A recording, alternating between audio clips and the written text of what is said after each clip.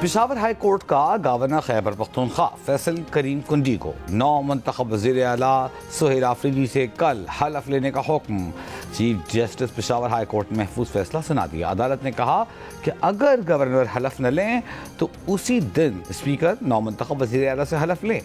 عدالت میں additional attorney general کے ذریعے بھیجے گئے جواب میں گورنر فیصل کریم کنڈی نے موقف اختیار کیا تھا کہ جب استعفیٰ منظور نہیں ہوا اور وزیر اعلیٰ کا عہدہ خالی نہیں ہوا تو دوسرا وزیر اعلیٰ کیسے منتخب ہو گیا۔ سلمان اکرم راجہ نے چیف جسٹس کو دلائل دیے تھے کہ علی امین جب اسمبلی فلور پر بھی استعفیٰ دے چکے تو دستخط کی بات ہی نہیں رہی۔ پشاور ہائی کورٹ میں جے یو ایف اے کے وزیر اعلیٰ خیبر پختونخوا کے انتخاب کے خلاف درخواست کی بھی سماعت۔ درخواست گزار کے وکیل کی عدم پیشی پر سماعت کل تک ملتوی۔ جے یو آئی نے سہیل آفریدی کی حلف برداری کو چیلنج کیا ہے۔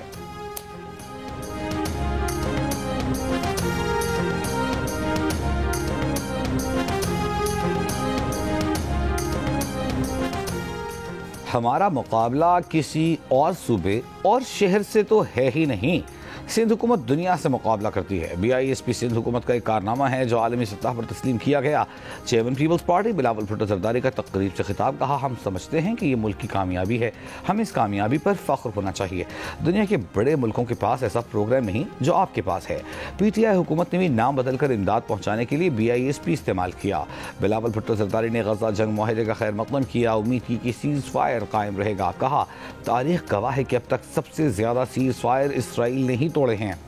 بلاول بھٹو نے پیپلز پارٹی کے اراکین کو شکایت میڈیا کی بجائے اپنے سیاسی پلیٹ فارم پر کرنے کا کہا۔ ساتھ گورنر فیصل کریم کنڈی کو خیبر پختونخوا پہنچنے کی ہدایت۔ کہا، چیف منسٹر سندھ انہیں اپنا طیارہ دیں، جو بھی عدالت کا حکم ہو گورنر صاحب وہ کریں اور اپنی آئینی اور قانونی ذمہ داری پوری کریں۔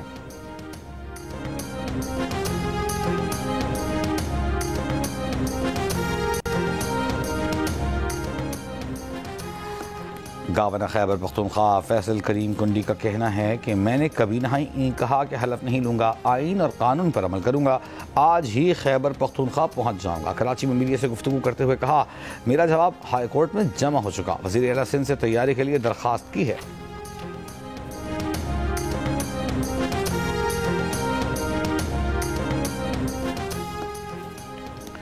خیبر پختونخوا میں وزیر اعلیٰ نہ ہونے کے باعث سرکاری امور متاثر، وزیر اعلیٰ سیکریٹریٹ میں تمام فائلوں پر کام رک گیا، محکموں کو ترقیاتی منصوبوں کے دوسرے کوارٹر کے فنڈز منتقل نہ ہو سکے۔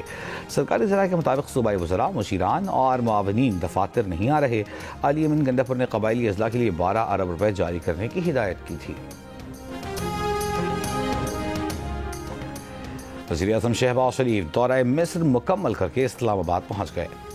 وزیر اعظم نے غزہ امن سربراہ اجلاس میں شرکت کی، صدر ٹرمپ سمیت کئی عالمی رہنماؤں سے ملاقاتیں کیں۔ وزیر اعظم شہباز شریف نے استقبال فلسطینی ریاست پر پاکستان کے موقف کو دہرایا، کہا کہ 1967 سے پہلے کی سرحدوں کے ساتھ فلسطینی ریاستوں کا قیام پاکستان کی مشرق وسطی پالیسی کی بنیاد ہے اور رہے گی۔ ہم اہم ترجیح غزہ پر مسلط نسل کشی کا فوری خاتمہ تھی۔ مصر اور دیگر برادر اسلامی ممالک کے ساتھ یہ موقف دو ٹوک انداز میں پیش کیا۔ صدر ٹرمپ کا شکریہ کہ انہوں نے قتل عام رکوانے کے لیے قدم اٹھانے کا وعدہ کیا اور پورا کیا۔ وزیر اعظم نے صدر ٹرمپ کی امن کے لیے غیر معمولی خدمات کو سراہا۔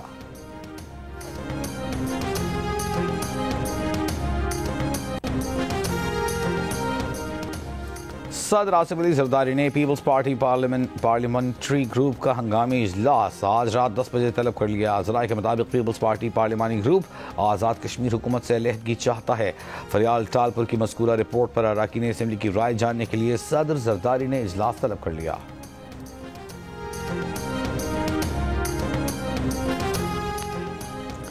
مذہبی جماعت کے سربراہ سعد اور انس رضوی کی جلد گرفتاری کا امکان، قانون نافذ کرنے والے اداروں نے دونوں رہنماؤں کا سراغ لگا لیا۔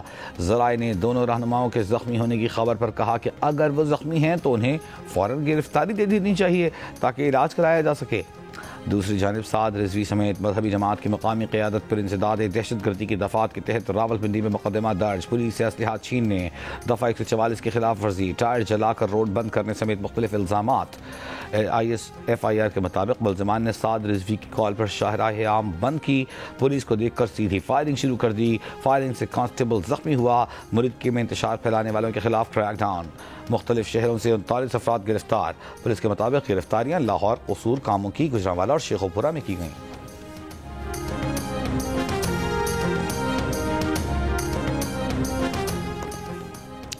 سوات کی تحصیل مٹا کے دور افتادہ علاقے میں انسداد پولیو ٹیم پر فائرنگ، پولیو ٹیم کی ڈیوٹی پر تعینات لیویز اہلکار جاں بحق۔ وزیر اعظم شہباز شریف کی انسداد پولیو ٹیم پر دہشت گرد حملے کی مذمت، لیویز اہلکار کی شہادت پر افسوس کا اظہار، کہا پولیو کے خاتمے کے لیے عوامی خدمت کرنے والوں پر دہشت گرد حملہ ناقابل برداشت ہے۔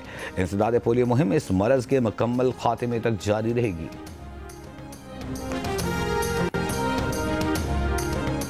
پنجاب کے تمام ٹول پلازاز پر پرچی سسٹم ختم کر کے مکمل ڈیجیٹلائزیشن کا فیصلہ، 38 الیکٹرانک ٹول پلازاز پر موٹر وے طرز پر ون ایپ ون سسٹم رائج ہوگا۔